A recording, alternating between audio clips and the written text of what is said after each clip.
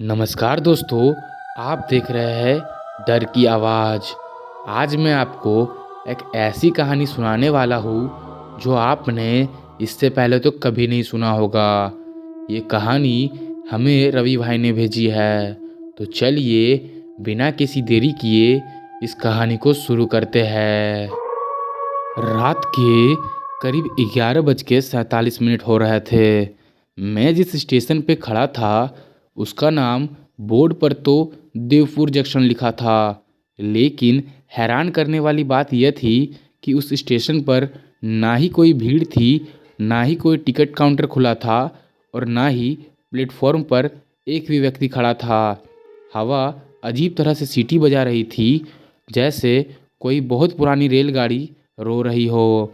मैंने अपनी घड़ी में देखा तो मेरे ट्रेन को आए 40 मिनट हो चुके थे, लेकिन हैरान करने वाली बात यह थी कि उस पूरे स्टेशन पे अभी तक एक भी ट्रेन नहीं आई थी। तभी मेरी नज़र स्टेशन के बाहर पड़ी। वहाँ एक चाय की पुरानी सी दुकान पर गई।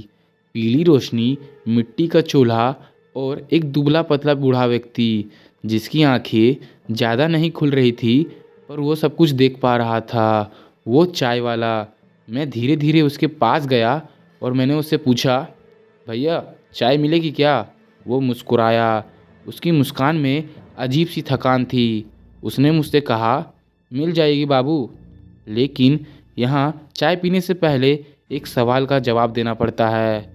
मैं चौंक गया। मैंने उससे पूछा, कैसा सवाल?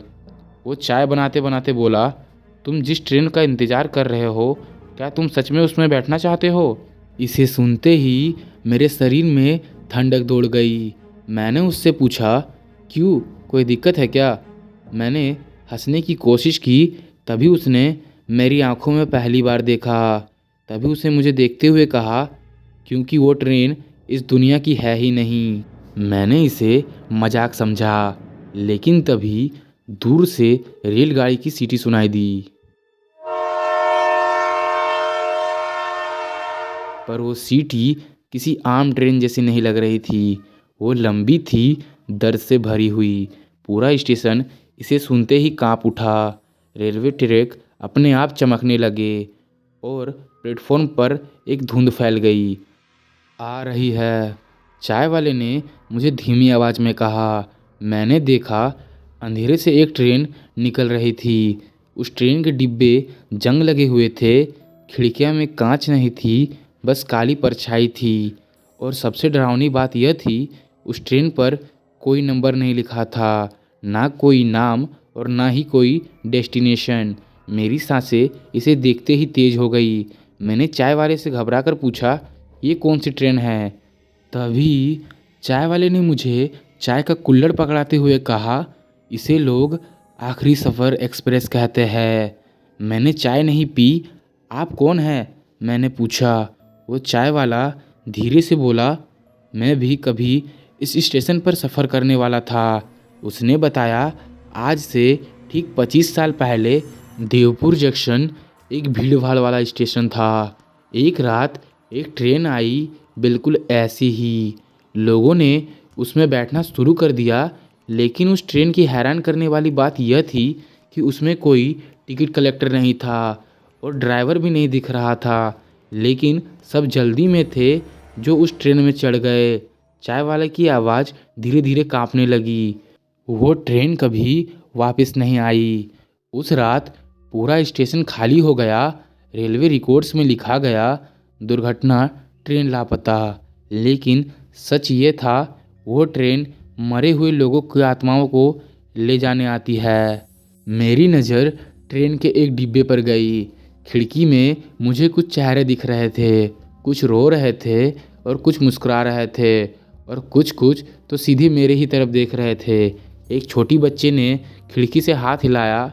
मेरे पैरों ने जवाब देना बंद कर दिया। अगर ये इतनी खतरनाक है, मैंने पूछा, तो आप यहाँ क्या कर रहे हो? चाय वाले ने गहरी सांस ली और उसने मुझसे कहा, क्योंकि उस दिन मैं उस ट्रेन पर चढ़ नहीं पाया था, इसलिए मैं आज यहाँ हूँ। तभी मैंने उस चाय वाले से पूछा कि आप उस रात उस ट्रेन पे क्यों नहीं चढ़ पाए? तो उसने मुझे बताया, उस रात वो देर से पहुंचा था वो स्टेशन से बाहर चाय बेच रहा था। जब ट्रेन आई लोग भागने लगे। वो भी ट्रेन पे चढ़ने ही वाला था, लेकिन तभी उसकी चाय की केटली बाहर गिर गई और जब तक वो उठा ट्रेन जा चुकी थी। अगली सुबह पूरी स्टेशन खाली हो गई थी, रेलवे बंद हो गया था, लेकिन मैं यहीं रह गया। उसने कांपते हुए कहा, हर रात मैं इस ट्रेन का इंतज़ार करता हूँ ताकि शायद एक दिन मुझे बुलावा आए। तभी अचानक ट्रेन से एक आवाज़ आई, रवि मेरा नाम। मैं शर्म हो गया, इसे कैसे पता है मेरा नाम? मैंने चाय वाले से डरते हुए पूछा। चाय वाला पीछे हट गया और उसने कहा, जब ट्रेन किसी का नाम ले तो समझ लो वक्त ख़त्म। ट्रेन का दरवाज़ा खुल गया, अंदर से ठंडी हवा और रोने की आवाज़ें आने लगी। मेरे पैर अपने आप उस ट्रेन की ओर बढ़ने लगे। तभी चाय वाले ने मुझे चिल्लाकर कहा, अगर ये चाय पी ली होती तो शायद आज तुम जिंदा बच जाते। मैं रुका और मैंने उस चाय वाले से पूछा, क्यों? तो चाय वाले ने कहा, क्योंकि ये चाय याद दिलाती है कि तुम जिंदा हो। मैंने तुरंत एक कुल्हड़ उठाया और एक चाय का घूंट पी लिया। मेरे चाय की घूंट पीते ही अचानक सब कुछ गायब हो गया। वहाँ कोई ट्रेन भी नहीं थी और ना ही कोई धुन थी और चाय वाला भी मुझे कहीं नज़र नहीं आ रहा था। सिर्फ एक टूटा हुआ कुल्हड़ ज़मीन पर पड़ा था। सुबह लगभग हो चुकी थी। स्टेशन फिर से चालू हो गया था। लोगों की आवाज़ें आ रही थी और चहल पहल फिर से शुरू हो गई थी। मैंने एक कुल्ली से पूछा, यहाँ कोई चाय वाला था क्या? वो चौंक गया।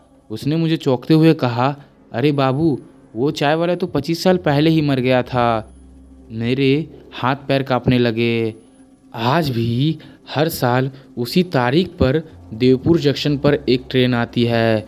रात ठीक 11:47 पर बिना नंबर और बिना नाम के रुकती है और स्टेशन के बाहर किसी को चाय बेचता देखा जाता है। अगर वो आपसे पूछे, क्यों तुम सच में इस ट्रेन पर बैठने वाले हो, तो सोच समझकर जवाब देना, क्योंकि हर सफ़र वापसी का नहीं होता। तो दोस्तों, अगर आपको ये कहानी थोड़ी सी भी अच्छी लगी हो तो मेरे चैनल को सब्सक्राइब करके बेल आइकन को प्रेस कर दे और इस वीडियो को लाइक करना ना भूले। मिलते हैं ऐसी एक सच्ची कहानी पर, तब तक के लिए बाय बाय।